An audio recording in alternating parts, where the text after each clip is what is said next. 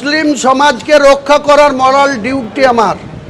এখানে ভোটে হেরেও বিজেপি মনে করছে আমি এমএলএ। এখানে এমন আস্ফালন করে বেড়াচ্ছে।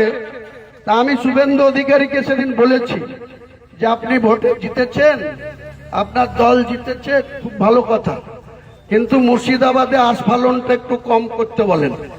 আমি যেদিন ময়দানে মুসলমানদের নিয়ে নেমে যাব না, সেদিন এমন সাটা ভাঙা মাছ শুরু করব যে আপনাদের পতাকা বহন করার লোক থাকবে না। কেস, ওরকম কেস আমাদের বহুবার জেল খাটা আছে। ক হাজার লোককে আপনি বহরমপুর সেন্ট্রাল জেলের যে আয়তন, তাতে 4700-র বেশি 4800 লোক ধরে না। গতকালই বিধানসভা থেকে স্পষ্টভাবে মুখ্যমন্ত্রী শুভেন্দু অধিকারী জানিয়েছিলেন হুমায়ুন কবিরের উস্কানিমূলক বার্তার বিরুদ্ধে কড়া ব্যবস্থা নেওয়া হবে, এবং তারপরে আমরা দেখতে পেলাম যে 24 ঘন্টাও কিন্তু কাটেনি, সোমবার রাত থেকেই মুর্শিদাবাদের নওদার বিধায়ক হুমায়ুন কবিরের বিরুদ্ধে ব্যবস্থা নেওয়া শুরু করলো পুলিশ। হুমায়ুনের রেজিনগরের যেই সভায় বিতর্কিত মন্তব্য করেছিল, সেই সভামঞ্চের আয়োজকদের মধ্যে আমিনুল হক এবং গোলাম শেখকে গ্রেফতার করলো পুলিশ। আম জনতা উন্নয়ন পার্টির অঞ্চল সভাপতি গোলাম শেখকে সোমবার রাতেই তার বাড়ি থেকে গ্রেফতার করা হলো। আজ এই দুজনকে বহরমপুর আদালতে তোলা হবে। অপরদিকে আপনাদেরকে জানাবো, শক্তিপুর থানার পুলিশ আম জনতা উন্নয়ন পার্টির সহ সভাপতি আনিসুর রহমানকেও একই অভিযোগের ভিত্তিতে কিন্তু গ্রেফতার করলো। তিনজনকেই একসঙ্গে মঙ্গলবার মুর্শিদাবাদ জেলা আদালতে তোলা হবে, এমনটাই কিন্তু সূত্র মারফত খবর, পুলিশ সূত্রের খবর এটা। বিগত কয়েকদিন ধরেই আমরা দেখেছি যে রেজিনগরের বিধায়ক হুমায়ুন কবিরের হুমকি ঘিরে তোলপাড় হয়ে উঠেছে রাজ্য রাজনীতি, আর এবার সেই উস্কানিমূলক মন্তব্যের ক্ষেত্রে বিরাট অ্যাকশন নিল পুলিশ। জানা যাচ্ছে যে সোমবার দুপুরে মুখ্যমন্ত্রী শুভেন্দু অধিকারী এই নিয়ে বিধানসভায় আইনি বিবৃতি দেওয়ার পরে কিন্তু একেবারে তার পরপরই রাতেই গ্রেফতার করা হলো হুমায়ুনের ওই সভার আয়োজকদের।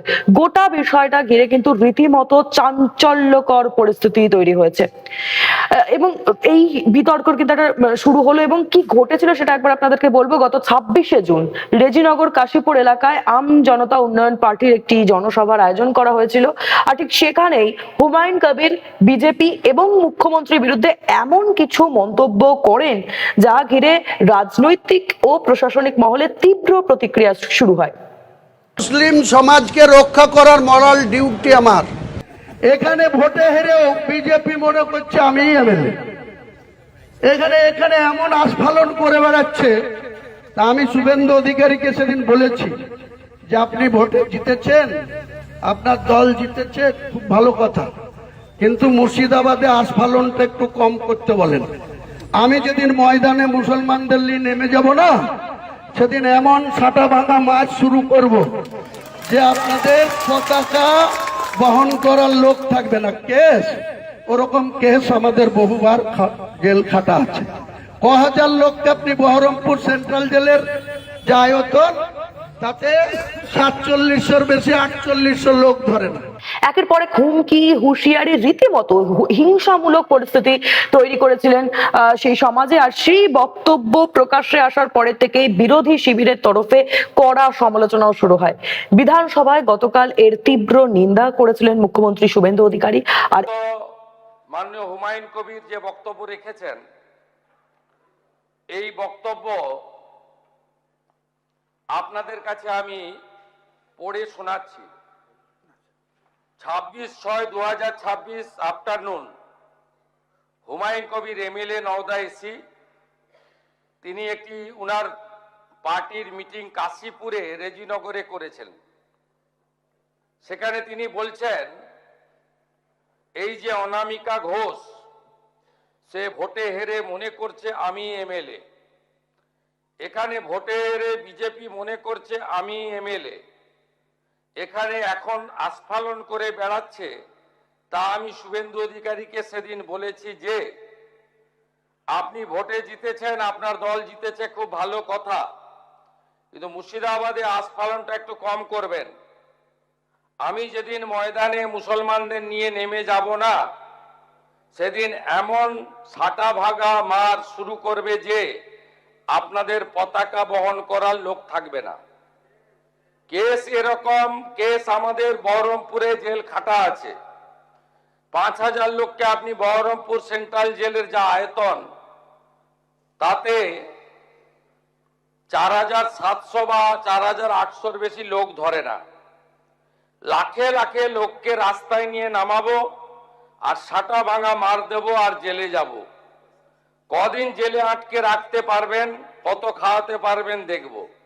লিমিট যেদিন ক্রস হয়ে যায় না, মাথাটা যেদিন গরম হয়ে যায়, সেদিন আমি এসপি বুঝবো না, চিফ মিনিস্টারে বুঝবো না, আর কে কোথায় থাকলো আর কে কোথায় থাকলো না ওসব বুঝবো না। আমি নিজেই নেতৃত্ব দিয়ে দাঁড়াবো। এটা একটা ইনসিডেন্ট 1। ইনসিডেন্ট 2, শক্তিপুরে দুয়ারা ঘাটে 8 তারিখে, সেখানে উনি বলছেন ভোটের আগের দিন আমার নিজের ভাইপোকে অ্যারেস্ট করেছে এই ওসি। এই আমি তো ভাষা বলতে পারবো না। এই বাচ্চাকে আগে দেখব, তারপরে ভাষাটা আমি অমিট করছি। এই বাচ্চাকে এমন শিক্ষা দেব, এর বাবা 14 গোষ্ঠীর নাম ভুলিয়ে দেব। এ লালগোলাতে 500 মুসলমানের লাইফ শেষ করে দিয়ে এসেছে।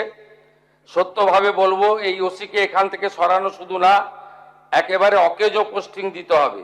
যদি না দেয় 10,000 লোক নিয়ে থানা ঘিরে একে কলার ধরে থানা থেকে বার করব, পারলে আমাকে রুখে নেবেন। এই দুটো ইনসিডেন্টের পরে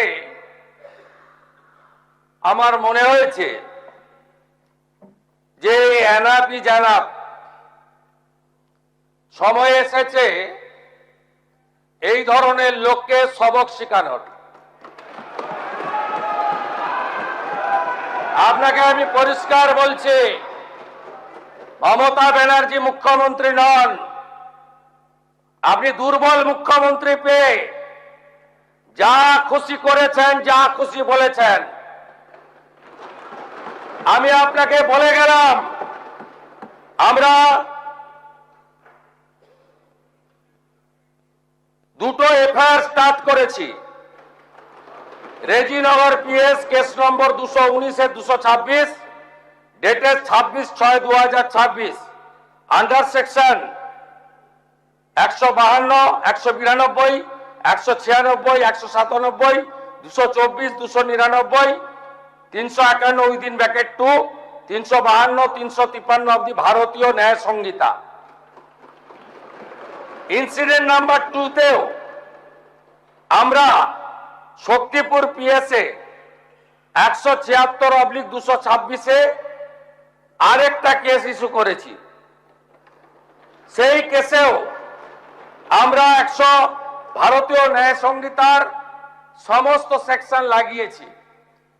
এবং আমি আপনাদেরকে অ্যাসিওর করছি, এত বড় ক্ষমতা আপনাকে কেউ দেয়নি। আপনি মুখে যেগুলো বলেছেন, আপনাকে আমি বলে গেলাম, আপনি কেন করছেন আমি জানি। আপনি কেন করছেন রাজনৈতিক কারণটা আমি জানি। আপনার এজেন্ডা 2 ছিল। 1 এজেন্ডা, ভরতপুর, রেজিনগর, নওগাঁয় সব নির্বাচিত পঞ্চায়েত যে দলেরই হোক ভেঙে আপনার পার্টিতে নিয়ে যাওয়া। আপনি সেটা করতে পারছেন না। আর দ্বিতীয় হচ্ছে, আপনি 2টো সিটে জিতেছেন, নিয়ম মেনে একটাই রিজাইন করেছেন রেজিনগর। আগামী 2-3 মাসের মধ্যে উপনির্বাচন হবে, আপনি আপনার ছেলেকে জেতাতে চাইছেন। 72% মুসলিম আছে। মুসলিম ভোটকে কনসলিডেট করার জন্য আপনি এই খেলাটা খেলছেন। আপনি কান খুলে শুনে রাখুন, আপনাকে এইভাবে ধমক, হুমকি, বেপরোয়া, লাগাম ছাড়া কথা বলতে দেব না, দেব না, দেব না। ঠিক এরপরেই কড়া অ্যাকশনে নামলো পুলিশ প্রশাসন। গ্রেফতার করা হলো হুমায়ুনের সভার 2 আয়োজক। পুলিশ সূত্রে জানা যাচ্ছে যে ধৃতদের নাম আমিনুল শেখ, এবং গোলাম মোস্তাফা, দুজনকে রেজিনগর থানা এলাকা থেকে আটক করা হয়েছে।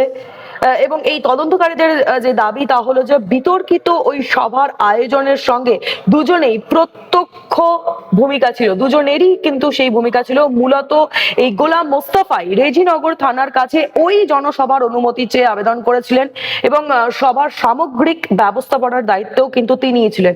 অন্যদিকে আপনাদেরকে জানাবো যে আমিনুল শেখও অনুষ্ঠানের অন্যতম একজন সংগঠক ছিলেন, সংগঠক হিসেবে কাজ করেছিলেন। পুলিশের তরফেও জানা গিয়েছে যে আজ অর্থাৎ মঙ্গলবার তাদের বহরমপুর জেলা আদালতে তোলা হবে। সব দিক খতিয়ে দেখা হচ্ছে একেবারে, এবং প্রয়োজনে আরো বেশ কয়েকজনকে এই ক্ষেত্রে জিজ্ঞাসাবাদ করা হতে পারে বলেও কিন্তু মনে করা হচ্ছে। রেজিনগর বিধানসভার উপনির্বাচনের আগেই এই রেজিনগরের কাশীপুরের এক সভামঞ্চ থেকে বিজেপিকে চরম হুঁশিয়ারি দিয়েছিলেন আম জনতা উন্নয়ন পার্টির চেয়ারম্যান তথা নওদার বিধায়ক হুমায়ুন কবির। আর এই ক্ষেত্রে তিনি দাবিও করেছিলেন যে মুর্শিদাবাদের কিছু বিজেপি নেতা পরাজিত হয়েও অযথা প্রভাব বিস্তারের চেষ্টা করছেন। সেই প্রসঙ্গ টেনে তিনি মুসলিম সম্প্রদায়কে একজোট হওয়ার কথা বলেন এবং এমন কিছু মন্তব্য তিনি করেন যা নিয়ে তীব্র বিতর্কের সৃষ্টি হয়। পাশাপাশি আপনাদেরকে আরো জানাবো যে তার বিরুদ্ধে মামলা হলেও তাতেও তিনি ভীত নন, এমনটাই তিনি মন্তব্য করেছিলেন। এবং এখানেই কিন্তু শেষ নয়, এরপর শক্তিপুরের আরেকটি সভাতেও হুমায়ুন কবির স্থানীয় এক পুলিশ আধিকারিককে লক্ষ্য করে কড়া হুঁশিয়ারি দেন। ভোটের আগেও তার ভাইপোকে গ্রেফতারের অভিযোগ তুলে তিনি দাবি করেন এবং হাজার হাজার মানুষ নিয়ে তিনি থানায় গিয়ে ওই আধিকারিককে বের করে আনার ক্ষমতা রয়েছে তার, এমনটা তিনি বলেন। এই বিতর্কিত মন্তব্যে রেজিনগর এবং শক্তিপুর থানার লিখিত অভিযোগ দায়ের করা হয় এবং সোমবার বিধানসভায় মুখ্যমন্ত্রী শুভেন্দু অধিকারী হুঁশিয়ারি দেন হুমায়ুন কবিরকে। হুমায়ুন কবিরের বিরুদ্ধে কড়া ব্যবস্থা নেওয়া হবে এমনটাই হুঁশিয়ারি দিয়েছিলেন মুখ্যমন্ত্রী। এবং তিনি বলেন যে সময় এসেছে, ওকে সবক শেখানোর সময় এসেছে। দুটি থানায় ওর নামে এফআইআর দায়ের করা হয়েছে। ধরে রাখুন যে উস্কানিমূলক ও বিতর্কিত মন্তব্য উনি করেছিলেন সেটাই ওর শেষ বক্তব্য ছিল, এমনটাই কিন্তু কোট আনকোট আমি আপনাদেরকে বলছি। এবার উস্কানিমূলক কুকথার অভিযোগে বিধায়ক হুমায়ুনের 3 অনুগামীকে কিন্তু পাকড়াও করা হলো, রেজিনগর থানার পুলিশ পাকড়াও করলো।